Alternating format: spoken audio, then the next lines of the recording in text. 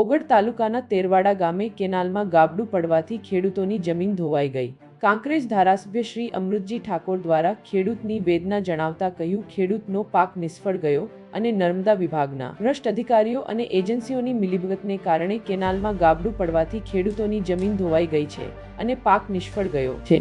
ઓગળ તાલુકાના તેરવાડા ગામે ભાભર ડિસ્ટ્રિક્ટ કેનાલમાં ગાબડું પડવાથી ખેડૂતોની જમીન ધોવાઈ ગઈ છે અને પાક નિષ્ફળ ગયો છે। આના માટે જવાબદાર કોણ?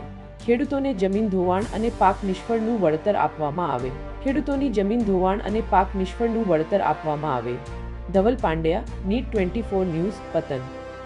પૂરા સમાચાર જોવા માટે નીટ 24 ન્યૂઝને સબસ્ક્રાઇબ કરો। ત્યારે તંત્રને મારી વિનંતી છે કે તેરવાડા આજુબાજુની અંદર આ જે ભાભર ડિસ્ટ્રિક્ટ કેનાલ પસાર થાય છે, થડી મીઠાપી થઈને પસાર થાય છે, એ કેનાલમાં જે ગાબડું પડ્યું છે, તેરવાડાના ખેડૂતોના ઊભા પાક ધોવાઈ ગયા છે, જમીન ધોવાઈ ગઈ છે, એનું તાત્કાલિક સર્વે કરી અને એમને યોગ્ય વળતર આપવામાં આવે।